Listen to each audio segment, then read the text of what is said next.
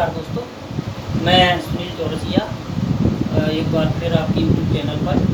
और हम साइंस आज पढ़ेंगे। आज अपनी क्लास में पहली क्लास लेके आया हूँ आप लोगों की समझ इस चैनल पर, और साइंस को हम पढ़ेंगे।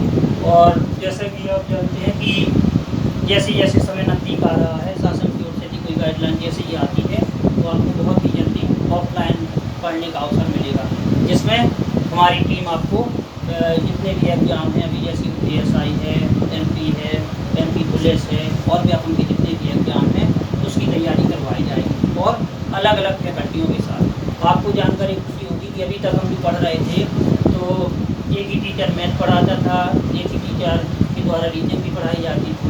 तो इस बार हमने निर्णय लिया है कि एक टीचर आपका मैथ का अलग से रहेंगे, और रीजनिंग के टीचर अलग से रहेंगे, साइंस के टीचर अलग रहेंगे, जीके के टीचर अलग रहेंगे, और विषयवार आपको संपूर्ण विषयों की तैयारी कराई जाएगी एग्जाम को देखते हुए और आपके भविष्य को देखते हुए। तो दोस्तों, आज चर्चा करना चाहूँगा साइंस पर। और साइंस में हम एक टॉपिक लेकर आए हैं आज आपके समक्ष, जिसका नाम है फोटोसिंथेसिस। ठीक है, फोटोसिंथेसिस, प्रकाश संश्लेषण। शुरू से हम पढ़ते आए हैं, सभी कच्चे छठी से पढ़ते आते हैं कि प्रकाश संश्लेषण क्या है। लेकिन आप कोई सा भी एग्जाम देखोगे जिससे बहुत सारे क्वेश्चन मिलते हैं, लेकिन टॉपिक एक है, लेकिन क्वेश्चन इसके आपके 100 मिलेंगे।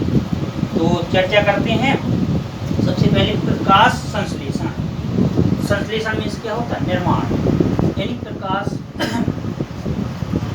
संश्लेषण को पढ़ रहे हैं। तो देखिए, जब तक भी हम पढ़ते हैं तो हमने पहले ही बताया है, ऑफलाइन क्लास के माध्यम से आपको पहले बताया है कि कोई भी विषय पर हम चर्चा करते हैं तो सबसे पहले हमें उसके बारे में हमें ज़्यादा से ज़्यादा पता करना है, क्रिएटिविटी पैदा करना है, ना कि रटना है।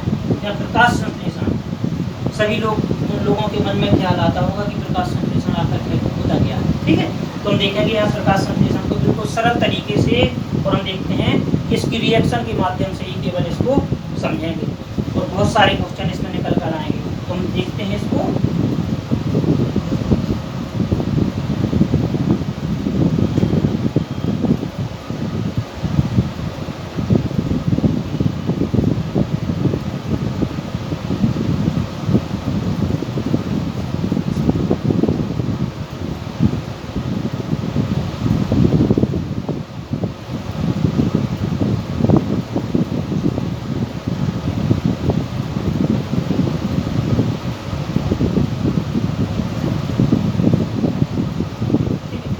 CO2 के 6 मॉलिक्यूल लिए हैं हमने, 6 अणु लिए हैं CO2 के, कार्बन डाइऑक्साइड के, और H2O के 12 मॉलिक्यूल लिए हैं, 12 अणु लिए हैं। और हम देखते हैं सूर्य का प्रकाश यानी सनलाइट और क्लोरोफिल, इसकी प्रेजेंटेंस, इसकी उपस्थिति में। तो हम देखते हैं क्या बन रहा है, C6H12O6। इसे क्या कहेंगे? कार्बोहाइड्रेट।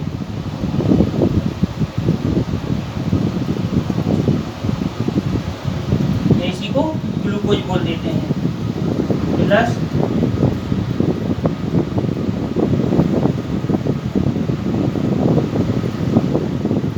ऑक्सीजन।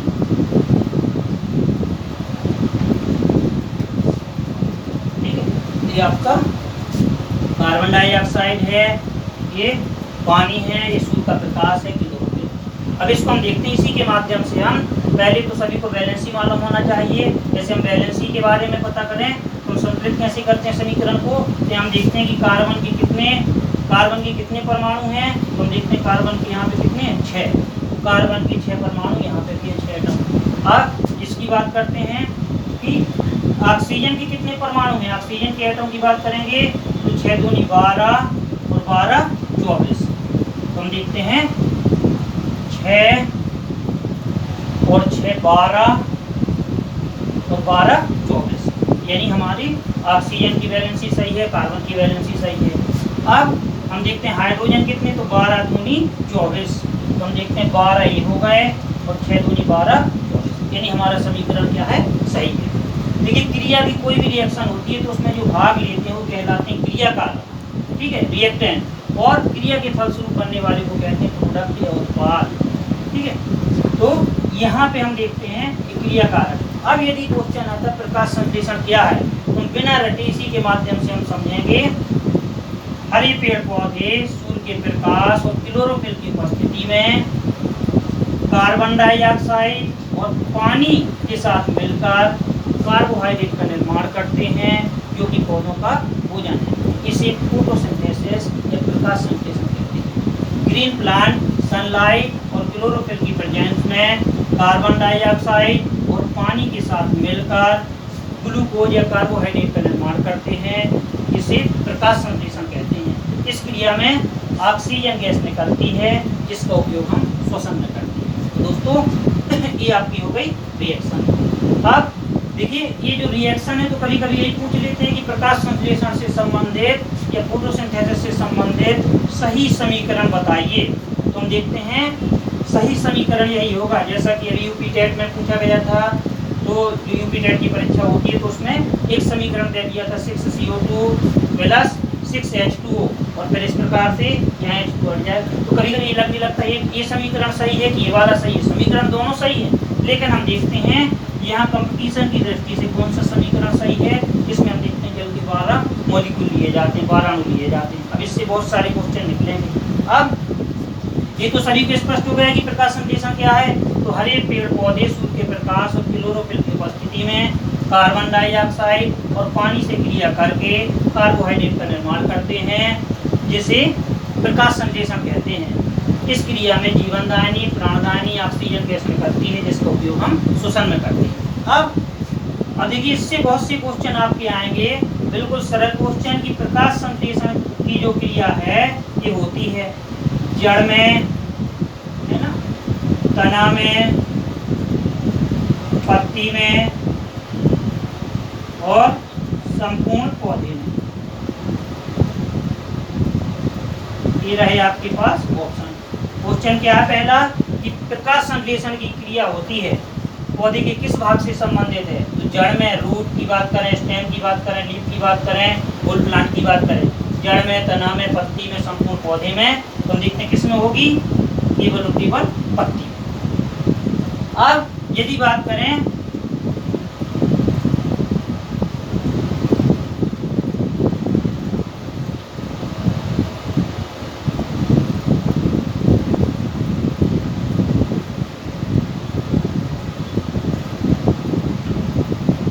प्रकाश संश्लेषण की क्रिया किस रंग में सबसे अधिक होती है, तो दोस्तों इसका आंसर क्या होगा, प्रकाश संश्लेषण की क्रिया किस रंग में सबसे अधिक होती है, लाल में, बैंगनी में, नीले में, हरे में। तो हम देखते हैं किस रंग में सबसे अधिक होती है, लाल में।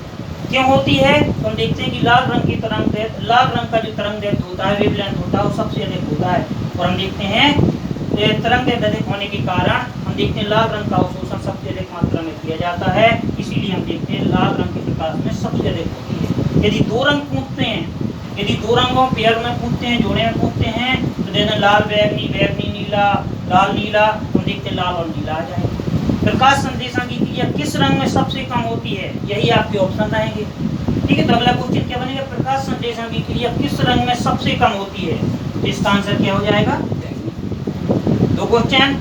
अगला क्वेश्चन यदि पूछें कि प्रकाश संश्लेषण की क्रिया किस रंग में नहीं होती है, ऑप्शन आपकी यही है, तो हम देखते हैं हरा। और दोस्तों ये वाला क्वेश्चन बहुत पूछा जाता है और हम गलत करते हैं। तो प्रकाश संश्लेषण की क्रिया हरे रंग में नहीं होती है। क्यों नहीं होती है, तो इससे संबंधित हम देखते हैं कि जो वस्तु जिस रंग के, अब हम देखते हैं फिजिक्स में पढ़ते हैं, भौतिकी में, कि वस्तुओं की बात करते हैं कि वस्तुएं रंगीन क्यों होती हैं, इससे रिलेटेड आपका क्वेश्चन, कई क्वेश्चन बनते हैं, तो उसी में आपका आंसर आएगा कि जो वस्तु जिस रंग के प्रकाश को परावर्तित करती है वह वस्तु उस रंग की दिखाई देती है, और जो वस्तु सभी रंगों के प्रकाश को परावर्तित करती है वो कैसी दिखाई देती है। या आपने कई बार आपने क्वेश्चन देखे होंगे, किया जाता है कि क्या कारण है कि गर्मियों में लाइट कलर के कपड़े पहनते हैं, सफ़ेद कलर के कपड़े पहनते हैं, क्योंकि सफ़ेद रंग ऊष्मा के अच्छे अवशोषक होते हैं, सफ़ेद रंग ऊष्मा के बुरे अवशोषक होते हैं।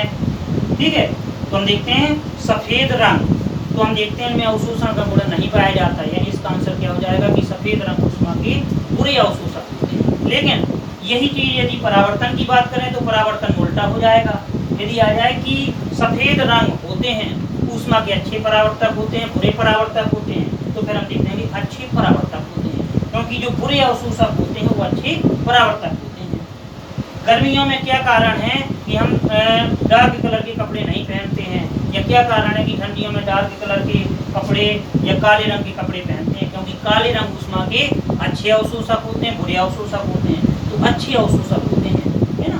अब यदि क्वेश्चन आता है कि काले रंग ऊष्मा के अच्छे परावर्तक होते हैं, बुरे परावर्तक होते हैं, तो बुरे परावर्तक होते हैं, क्योंकि उनमें परावर्तन का कोण नहीं पाया जाता है। आपने पढ़ा होगा पिछली कक्षा में, आपने पढ़ा होगा, या हम देखते हैं कि जब भी बात होती है कि परावर्तन की और हम देखते हैं अवशोषण की बात होती है, तो सफ़ेद कलर, यदि स्पेक्ट्रम की बात करें, वर्णक्रम की बात करें, तो हम देखते हैं कि जितने भी रंग बनते किससे बनते, सफ़ेद रंग से। पढ़ते हैं ना कि जब श्वेत प्रकाश को प्रिज्म से गुजारते हैं तो हम देखते हैं 7 रंगों में बढ़ जाता है।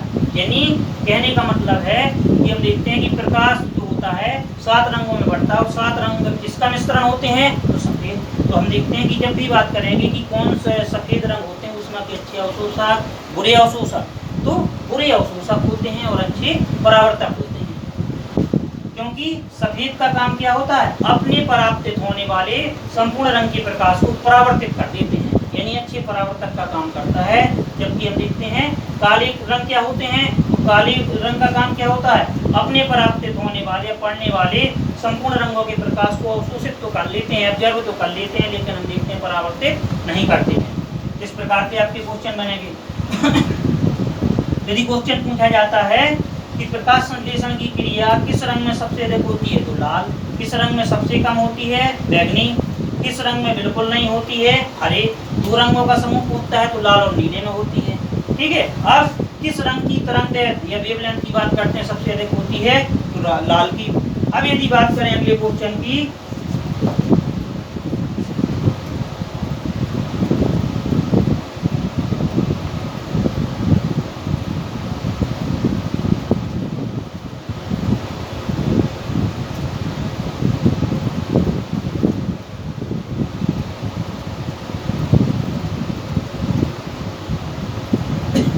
कंपटीशन में कैसे क्वेश्चन पूछे जाएंगे आपसे।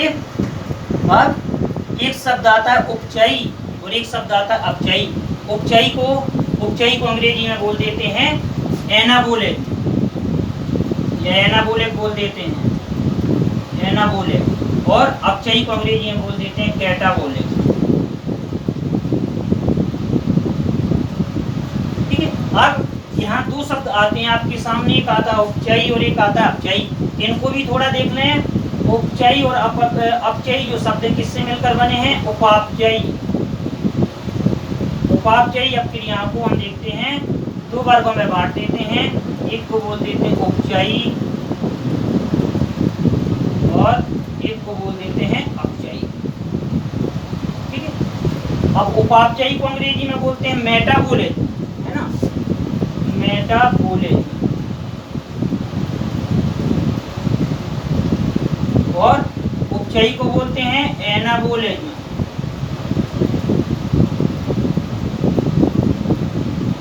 और इसको कैटाबोलिज्म। यानी जितनी भी उपापचयी क्रिया होती हैं, मेटाबोलिज्म क्रिया होती हैं, बॉडी के अंदर होने वाली क्रियाएं, हम उनको देखते हैं 2 वर्गों में बांट देते हैं। एक को बोलते हैं उपचयी और एक को बोलते हैं अपचयी क्रिया। Anabolism reaction, catabolism reaction. अब जितनी भी रचनात्मक क्रिया होती हैं उनको एक शब्द दे देते हैं उपचयी, और जितनी भी विनाशात्मक क्रिया होती हैं उनको एक शब्द देते हैं अपचयी। तो हमें ये देखना है कि जो प्रकाश संश्लेषण की क्रिया है, फोटोसिंथेसिस की क्रिया है, ये रचनात्मकता पर आधारित है, विनाशात्मकता पर आधारित है। तो हम देखते हैं छोटे अणु मिलकर बड़े अणु का निर्माण करते हैं। ये हम देखते हैं CO2 की बात करें तो छोटा मॉलिक्यूल है, H2 की बात करें तो एक मॉलिक्यूल हो गया। तो हम देखते हैं जटिल मॉलिक्यूल का निर्माण करते हैं। यानी जब जुड़ने की बात होगी, संश्लेषण की बात होगी, तो हम देखते हैं क्या कौन सी क्रिया हो जाएगी, उपचयी। अब यदि क्वेश्चन आ जाए कि प्रकाश संश्लेषण की क्रिया है उपचयी है अपचयी है, तो केवल और केवल उपचयी। क्योंकि हम देखते हैं कि जब भी जितनी भी निर्माणात्मक क्रिया होती हैं तो सभी क्या होती हैं, उपचयी। तो जितनी भी विनाशात्मक क्रिया, यानी कुल मिलाकर अणुओं का जुड़ना क्या है, उपचयी, और अणुओं का टूटना अपचयी। और जैसे आ जाए कि हमारी बॉडी के अंदर जैसे होने वाली पे बात करें, डाइजेशन की बात करें, पाचन।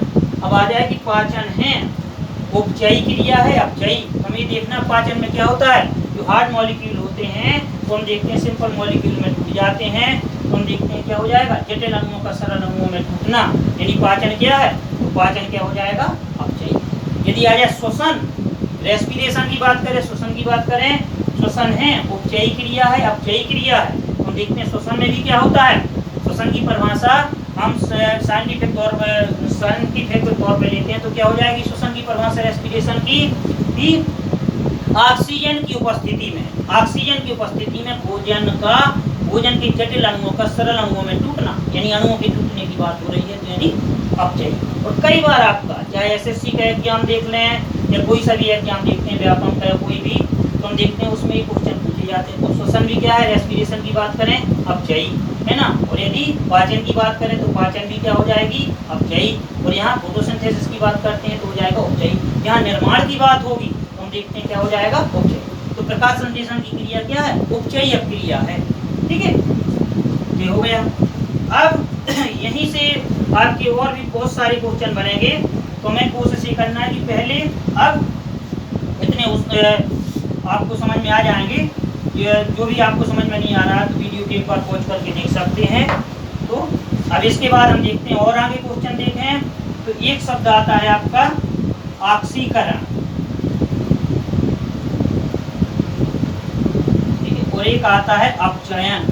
ये क्वेश्चन आपका बहुत पूछा जाता है। ऑक्सीकरण यानी ऑक्सीडेशन और रेडक्शन। ऑक्सीकरण अपचयन। अब आ जाएगा प्रकाश संश्लेषण की जो क्रिया पढ़ रहे हैं वो ऑक्सीकरण की है अपचयन की है, दोनों की है। अब आ जाएगा आपका क्वेश्चन कि प्रकाश संश्लेषण की क्रिया है। अब इसमें आपके 4 ऑप्शन आपको मिल जाएंगे। पहला ऑक्सीकरण, ठीक है, और दूसरा अपचयन, तीसरा दोनों, और चौथा क्या हो जाएगा, कोई नहीं, नन ऑफ दी। तो क्वेश्चन क्या पूछा गया, प्रकाश संश्लेषण की क्रिया है, ऑक्सीकरण की है, अपचयन की है, दोनों की है, कोई नहीं। तो सबसे पहली बात तो हमें ऑक्सीकरण का अर्थ पता होना चाहिए, ऑक्सीडेशन का और रिडक्शन का अर्थ क्या होते हैं।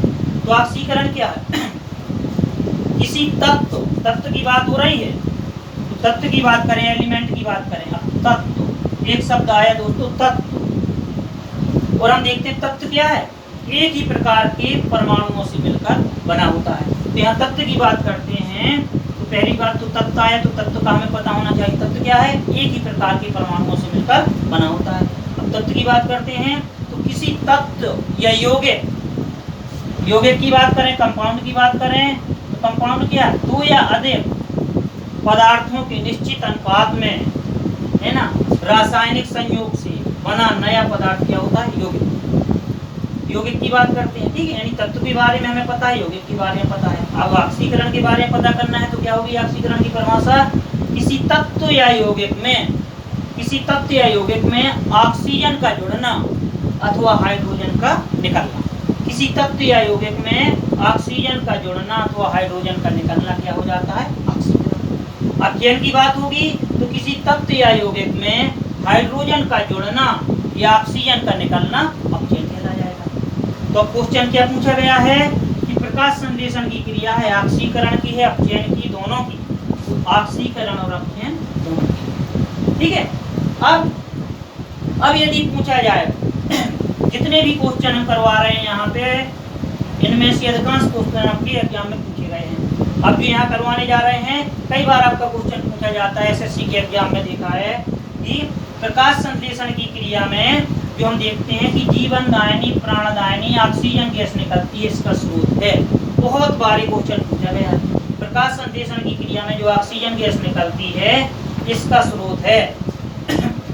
अब ऑप्शन क्या आ जाएगा, option A CO2, option B H2O, option C sunlight यानी सूर्य का प्रकाश, ऑप्शन डी क्लोरोफिल। क्वेश्चन क्या है, एक बार फिर रिपीट करें कि प्रकाश संश्लेषण की क्रिया में निकलने वाली जीवनदायिनी प्राणदायिनी ऑक्सीजन गैस का स्रोत है कार्बन डाइऑक्साइड, पानी, सूर्य का प्रकाश, क्लोरोफिल। अब जब तक हमें ऑक्सीकरण और अपचयन के बारे में पता नहीं है, जब तक ये नहीं हम बता सकते। तो हम ये अभी थोड़ी ही देर पहले हमें पढ़ चुके हैं कि ऑक्सीकरण क्या है, किसी तथ्य यौगिक में ऑक्सीजन का जुड़ना अथवा हाइड्रोजन का निकलना ऑक्सीकरण कहलाता है। तो प्रकाश संश्लेषण की क्रिया में, अब प्रकाश संश्लेषण की क्रिया में, इससे पहले एक क्वेश्चन और कि प्रकाश संश्लेषण की क्रिया ऑक्सीकरण की है अपचयन की, ठीक है, अब दोनों की है। तो ऑक्सीकरण किसका होता है, अब यही ऑप्शन है, CO2 का, H2O का, सनलाइट का, क्लोरोफिल का। तो हम देखते हैं ऑक्सीकरण किसका होता है, जल का। अपचयन किसका होता है, CO2 का। ये दो क्वेश्चन आ गए, ठीक है। यदि क्वेश्चन पूछते हैं कि प्रकाश संश्लेषण की क्रिया ऑक्सीकरण अपचयन दोनों की है, तो फिर ऑक्सीकरण किसका होता है, अपचयन किसका होता है। अब 4 ऑप्शन मिल गए। अगला क्वेश्चन है कि प्रकाश संश्लेषण की क्रिया में ऑक्सीकरण होता है, ठीक है, कार्बन डाइऑक्साइड का, जल का, सूर्य के प्रकाश का, क्लोरोफिल का। तो ऑक्सीकरण किसका होता है, जल का। अगला क्वेश्चन, प्रकाश संश्लेषण की क्रिया में अपचयन होता है, ठीक है, कार्बन डाइऑक्साइड का, जल का, सूर्य के प्रकाश का, क्लोरोफिल का। तो अपचयन किसका होता है, कार्बन डाइऑक्साइड का। अब जिसकी हम बात कर रहे थे कि जो SSC में आपका पूछा गया है, आपका 2 से 3 बार क्वेश्चन क्या है कि प्रकाश संश्लेषण की क्रिया में निकलने वाली जीवनदायी प्राणदायी ऑक्सीजन गैस का स्रोत है, तो केवल और केवल जल। ऑप्शन आपके ये रहेंगे और हम देखते हैं आंसर क्या होगा, जल। अब इसीलिए हम देखते हैं यहाँ पे जल के 12 मॉलिक्यूल लिए जाते हैं और यहाँ पे 6 आ जाते हैं, है ना। तो कुछ किताबों में आप देखोगे तो उसमें लिखा रहता है 6CO2 + 6H2O, सनलाइट, क्लोरोफिल, यहाँ 6H2O नहीं निकालते हैं। इसीलिए वाला समीकरण आपका सही माना जाता है। जब भी आपके एग्जाम में आता है तो यहाँ जल के 12 अणु क्यों लिए जाते हैं, क्योंकि इसमें हम देखते हैं जल का क्या होता है, ऑक्सीकरण। अब यदि बात करें कि प्रकाश संश्लेषण की क्रिया जो बात कर रहे हैं, ये तो हो गया कि प्रकाश संश्लेषण की क्रिया में निकलने वाली जीवनदायी प्राणदायी ऑक्सीजन गैस का स्रोत, तो फिर क्या हो जाएगा, जल। अब यदि बात करते हैं प्रकाश संश्लेषण की क्रिया में जो हम देखते हैं अपचयन किसका होता है, तो हम देखते हैं अपचयन किसका होता है, कार्बन डाइऑक्साइड का। अब यहीं से आपका क्वेश्चन बनेगा कि प्रकाश संश्लेषण की क्रिया में जो ग्लूकोज है जिसे हम कार्बोहाइड्रेट बोलते हैं, तो कार्बोहाइड्रेट की ऑक्सीजन का स्रोत क्या है, कार्बोहाइड्रेट की ऑक्सीजन का स्रोत क्या है, ठीक है। तो फिर इसमें आपकी ऑप्शन ये रहेगी, ये CO2, BH2O, सनलाइट, क्लोरोफिल। तो फिर क्या हो जाएगा, CO2। बस ये ध्यान रखना है, यदि ग्लूकोज की ऑक्सीजन का सोर्स पूछते हैं, स्रोत पूछते हैं, तो क्या हो जाएगा, CO2। और यदि हम देखते हैं कार्बो इसकी ऑक्सीजन का, जीवनदायी प्राणदायी ऑक्सीजन कहाँ से निकलती है, तो फिर क्या हो जाएगा, जल से हो जाएगा। इस प्रकार से आपकी क्वेश्चन, तो जैसा आपने देखा इतने सारे क्वेश्चन, और भी हम बहुत सारे इससे क्वेश्चन निकाल सकते हैं। जैसे प्रकाश संश्लेषण की क्रिया जो है, ऑप्शन है दिन में होती है, ठीक है, रात्रि में होती है, और बी, अगला जो ऑप्शन है ए और बी दोनों, और डी ऑप्शन क्या हो जाएगा, कोई नहीं, नन होती। प्रकाश संश्लेषण की क्रिया जो होती है दिन में होती है, रात्रि में होती है, दिन रात्रि दोनों में, कोई नहीं। हम देखते हैं दिन में, और सूर्य के प्रकाश की उपस्थिति में। दिन में होती है और हम देखते हैं सूर्य के प्रकाश की उपस्थिति में होती है। तो जब भी यदि क्वेश्चन आता है तो प्रकाश संश्लेषण की क्रिया कब होगी, दिन में। और ये हम पढ़ ही चुके हैं कि किस रंग के प्रकाश में सबसे अधिक होती है। अब एक दोस्तों बहुत कंफ्यूजन होती है छात्रों को, जब भी हम बात करते हैं श्वसन की, तो हम ये सोचते हैं अधिकतर कि जो श्वसन होता है तो पौधों में अलग होता है और हम देखते हैं जंतुओं में अलग होता है, जबकि हम देखते हैं ये बिल्कुल गलत है ऐसा सोचना। क्यों, एक शब्द हम पढ़ते हैं जीव जगत। जीव जगत की बात करते हैं तो हम देखते हैं जीव की बात करते हैं, सजीव और निर्जीव की बात करते हैं, लिविंग और नॉन लिविंग की। तो सजीव में पौधे भी आते हैं, प्लांट भी आते हैं, वनस्पति, और हम देखते हैं जीव जंतु भी। तो जैसा हम लोगों में श्वसन होता है वैसा ही पेड़ पौधों में होता है। श्वसन में हम क्या करते हैं, हम देखते हैं ऑक्सीजन को ग्रहण करते हैं, कार्बन डाइऑक्साइड को छोड़ते हैं। इसी प्रकार पौधों में भी हम देखते हैं कि ऑक्सीजन को ग्रहण करते हैं, कार्बन डाइऑक्साइड को छोड़ते हैं। अब लेकिन हमें कंफ्यूजन क्या रहता है कि पौधों में उल्टा होता है, जबकि ऐसा नहीं है। इससे पहले हम एक क्वेश्चन को बता दें, फिर इस क्वेश्चन पर चर्चा कर रहे हैं। एक क्वेश्चन याद आ गया कि क्वेश्चन आपका आ जाता है कि प्रकाश संश्लेषण की क्रिया में किस गैस का उपयोग किया जाता है। और बहुत कंफ्यूज होते हैं, बिल्कुल सरल है, CO2, ठीक है, O2, CO और SO2। प्रकाश संश्लेषण की क्रिया में किस गैस का उपयोग किया जाता है?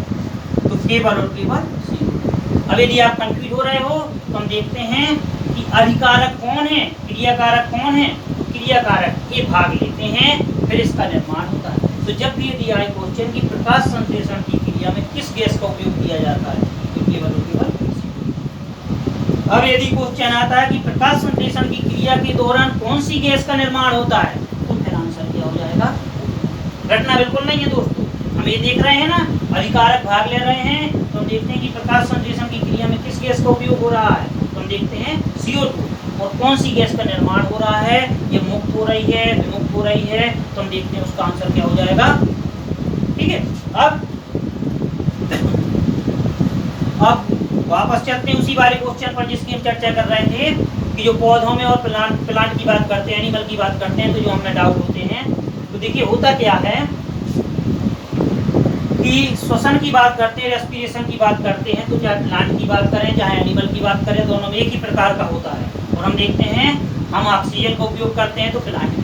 लेकिन होता क्या है, आपने सुना होगा कि बोल देते हैं गार्डियंस की रात्रि में पेड़ पौधों के नीचे मत जाइए, है ना। कभी ऐसा बोला है कि दिन में नहीं आइए, रात्रि में ही क्यों बोलते हैं? क्योंकि हम देखते हैं कि रात्रि में क्या होता है, प्रकाश संश्लेषण की क्रिया जो होती है कब होती है? दिन में होती है, सूर्य के प्रकाश की उपस्थिति में। और रात्रि में क्या होता है, रात्रि में हम देखते हैं प्रकाश संश्लेषण की क्रिया नहीं होती है, जिससे हम देखते हैं प्रकाश संश्लेषण की क्रिया में किस गैस का उपयोग किया जाता है? CO2 का। तो रात्रि में प्रकाश संश्लेषण की क्रिया नहीं होती है, जिससे पौधों के द्वारा CO2 का उपयोग नहीं होता है, और हम देखते हैं उनमें केवल श्वसन होता है। और श्वसन में क्या होता है कि कार्बन डाइऑक्साइड छोड़ते हैं। इसीलिए गार्डियंस बोल देते हैं कि रात्रि में वृक्षों के नीचे मत जाइए। क्यों? इसका आंसर क्या होगा? क्योंकि रात्रि में हम देखते हैं कि जो पौधों में प्रकाश संश्लेषण नहीं होता है, जिससे हम देखते हैं कि उनमें जो श्वसन के दौरान कार्बन डाइऑक्साइड निकलती है, मुक्त होती है, तो उसका उपयोग प्रकाश संश्लेषण में नहीं होता है। जबकि दिन में क्या होता है कि श्वसन में जो हम देखते हैं कि कार्बन डाइऑक्साइड निकलती है, तो कार्बन डाइऑक्साइड का उपयोग प्रकाश संश्लेषण में कर लिया जाता है। तो सीधा सा आंसर है कि क्या कारण है कि रात्रि में पौधों के नीचे नहीं जाना चाहिए, गार्डियंस मना करते हैं। तो रात्रि में हम देखते हैं पौधों में जो श्वसन की क्रिया होती है, तो कार्बन डाइऑक्साइड मुक्त होती है, जो कि हानिकारक होती है, और उसका उपयोग पौधों के द्वारा प्रकाश संश्लेषण में नहीं किया जाता है। क्यों? क्योंकि रात्रि में प्रकाश संश्लेषण नहीं होता है। और दिन में, और हम पढ़ ही चुके हैं कि प्रकाश संश्लेषण की क्रिया कब होती है, तो केवल और केवल दिन में और सूर्य के प्रकाश की उपस्थिति में। तो दोस्तों ये रहे बहुत से क्वेश्चन। अब और डिटेल देखें तो क्वेश्चन कभी कभी पूछ लिया जाता है कौन से वर्णकों का या पिगमेंट का इस्तेमाल किया जाता है, प्रयोग किया जाता है प्रकाश संश्लेषण की क्रिया में। तो हम बात करें जैसे क्लोरोफिल ए,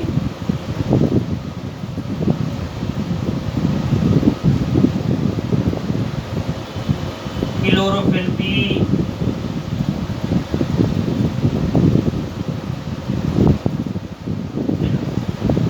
ज़ैंथोफिल,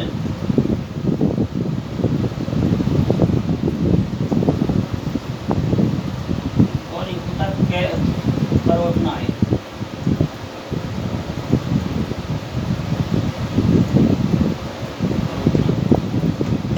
इस प्रकार से हम देखते हैं इन वर्णकों का इस्तेमाल किया जाता है। यदि आ जाए कि प्रकाश संश्लेषण की क्रिया से संबंधित वर्णक है, पिगमेंट है। वर्णक क्या है? अब एक शब्द आया वर्णक, इसी को अंग्रेजी में बोलते हैं पिगमेंट। तो वर्णक क्या है? जो रंग प्रदान करते हैं। तो देखते हैं chlorophyll A, chlorophyll B, xanthophyll और कैरोटीनॉइड। अब क्लोरोफिल ए तो हम देखते हैं कौन से रंग का होता है, तो नीला हरा। कौन से रंग का? नीला हरा। क्लोरोफिल बी की बात करते हैं तो पीला हरा। इसकी बात करते हैं ज़ैंथोफिल तो पीला। इसकी बात करते हैं तो पीला नारंगी। इस प्रकार से, ठीक है दोस्तों। एक बार और देख लें कि प्रकाश संश्लेषण क्या है।